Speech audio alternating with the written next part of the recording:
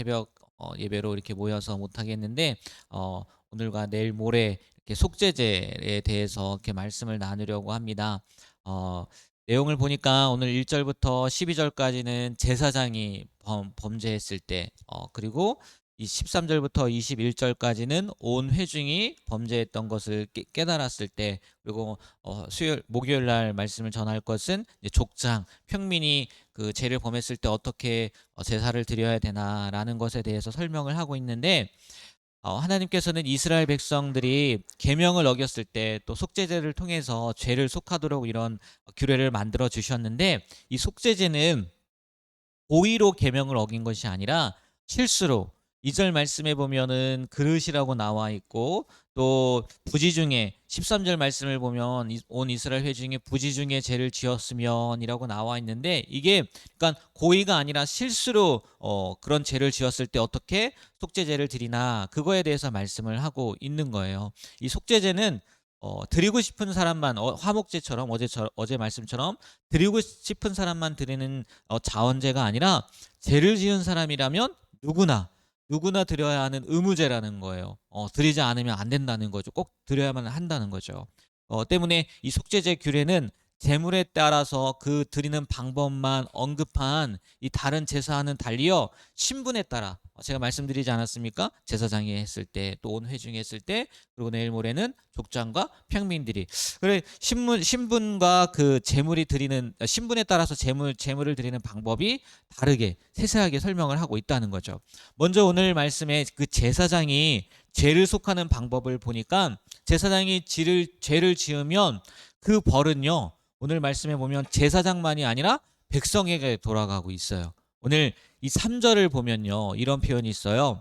제사장이 범죄하여 백성의 허물이 되었으면, 이렇게 표현되어 있지 않습니까? 이걸 다른 번역본을 보니까 이렇게 기록을 해놨어요. 만약 죄를 지은 사람이 거룩히 구별된 제사장이면 그는 백성에게 재앙이 돌아가게 한 것이므로 라고 기록되어 있더라고요.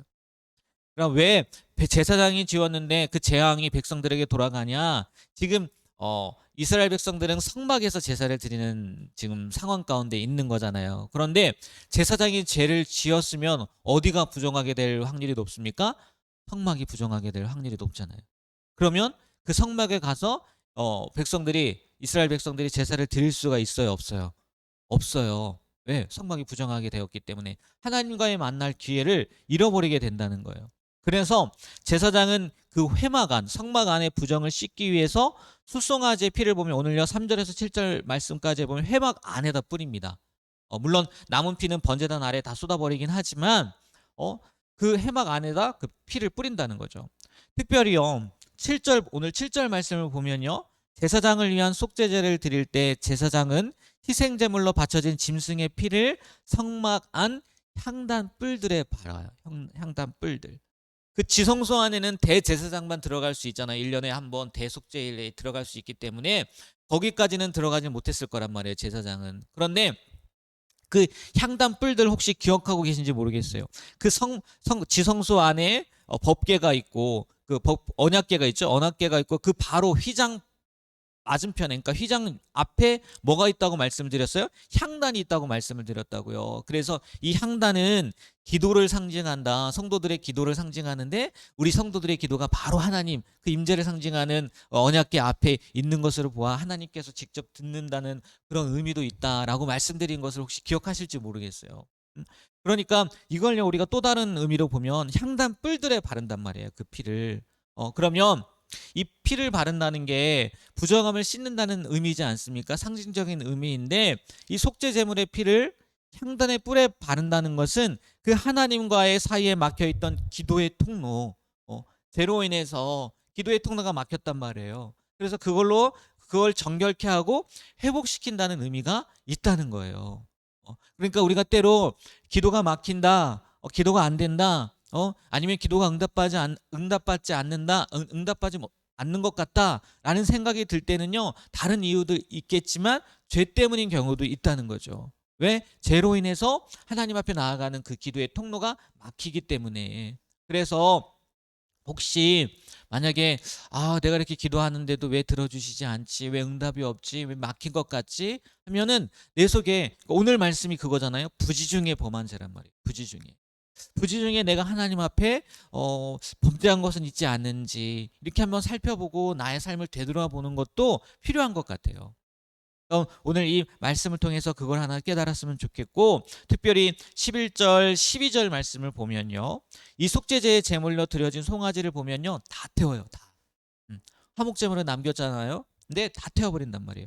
고기와 머리, 다리, 내장, 똥, 어, 모든 것을요 진 밖에 있는 재버리는 곳에 가져다가 불로 태우라고 말씀하고 있단 말이에요. 그러니까 이게 무슨 의미가 있겠냐는 거예요. 이 속죄제라는 것이 우리 그 제사장이 죄를 지었을 때 그것을 알게 되어서 안수를 하지 않습니까? 죄가 다 전가된 거잖아요. 그 송아지 안에 다 전가된 거잖아요. 그러니까 그 수송아지가 그 모든 죄를 넘겨받았단 말이에요. 그러니까 사람의 죄를 상징한다는 거죠. 그 수송아지는. 그것 때문에 수송아지와 관련된 모든 것은요 하나도 빠짐없이 다 버리라고 했다는 거예요. 마찬가지죠. 재란요 아주 작은 것 하나까지도요 남김없이 완전하게 제거해야 된다는 것을 보여준다는 거예요. 왜요? 제가 가진 가장 큰 특성 중에 하나가 뭔지 아십니까? 파괴성이라는 거. 파괴성. 우리 수요 저녁 예배 때도 지난주에 이렇게 말씀을 드렸지만, 이 파괴성과 더불어서요 이 죄의 특성 중에 하나가 또 뭐냐면요 전염성, 확산성이라는 거예요. 아무리 작은 것이라도요 그 죄로 말미암아서 퍼지게 된다는 거예요. 그리고 그걸로 인해서 파괴가 된다는 거죠. 우리의 영이. 그렇기 때문에 아무리 작은 것 하나라 할지라도요 우리가 그것을 발견한다, 그것을 깨닫게 된다. 어떻게 해야 된다고요? 철저하게 회개해야 된다는 거예요. 완전히 불살랐던 것처럼요 하나도 없이 이것쯤이야 어때가 아니라는 거예요. 모든 것들을 다 불살라야지 이 속죄자의 의미가 완벽해지는 것처럼 우리의 삶 가운데에도요 하나님께서 거룩하게 본다는 거죠. 혹시 이것쯤이야 하는 것이 있다면요 그게 어떻게 보면 오늘 말씀을 통해서 깨닫게 하시는 것일 수도 있어요. 이것쯤이야가 아니라 이것까지도 하나님 앞에 철저하게 회개할 수 있는 그런 귀한 우리의 삶이 되었으면 좋겠습니다. 예. 그 데살로니가전서 5장 22절 말씀에 보면요 이런 말씀이 있어요. 악은 모양이라도 버리라고 했어요. 모양이라도. 그러니까 우리가 이 말씀을 새기고, 내가 정말 내 안에 하나님이 기뻐하지 않는 것은 있지 않는지, 부지 중에 내가 하나님 앞에 범죄한 것은 있지 않은지, 이것쯤이야 한 것은 있지 않은지 오늘 기도하면서 그 모든 것을 하나님 앞에 내려놓게 되길, 또 해결받게 되길 주님의 이름으로 부탁드립니다. 그리고요 마지막으로 제사장이었잖아요. 근데 그 다음에 회중이란 말이에요. 회중도 그러니까 우리 교회 공동체라고 할 수 있을 것 같아요. 왜? 공동체가 뭐 잘 모르고 잘못된 길을 갈 수도 있잖아요. 그래서 그 공동체의 범죄를 발견했을 때, 깨닫게 됐을 때도 속죄제를 드려야 된다는 거예요. 그런데 그럼 여기서도 제물로는 송아지잖아요. 크다는 거죠. 제가 작은 건 아니라는 거예요. 근데 여기서 특이한 것은 뭐냐면요, 온 이스라엘 회중이 범했는데 제물을 가지고 온 백성 전체가 나온 게 아니라 누가 대신했습니까? 장로들이 대신했다는 말이에요. 장로가. 물론 백성 전체가 일일이 다 그 수송아지 앞에 나와갖고 안수하는 것이 쉽지 않을 거예요. 그래서 뭐 대표격으로 장로가 나와서 제사를 드린 걸 수도 있겠지만, 한편으로 보면요 이것을 통해서 우리가 무엇을 알 수 있겠어요? 백성들의 지도자인 장로들의 책임이 얼마나 큰가, 그러니까 지도자의 역할이 얼마나 큰 건가라는 것도 깨달을 수 있다는 거죠. 오늘날 보십시오. 오늘날 특별히 우리 교회 가운데 일어나는 일들, 아니 우리가 세상 가운데 많은 지탄들을 받고 있어요. 물론 그렇지 않은데, 우리가 믿는 예수님은 그렇지 않은데 교회가 지탄을 받고 있단 말이에요. 한국교회 안에 잘못된 것들이 많이 발견된단 말이에요. 특별히 신앙적으로 과거에 뜨거웠던 마음들이 식어져 가고 있는 것 같아요. 과연 누구에게 책임을 물을 수 있겠냐는 거예요.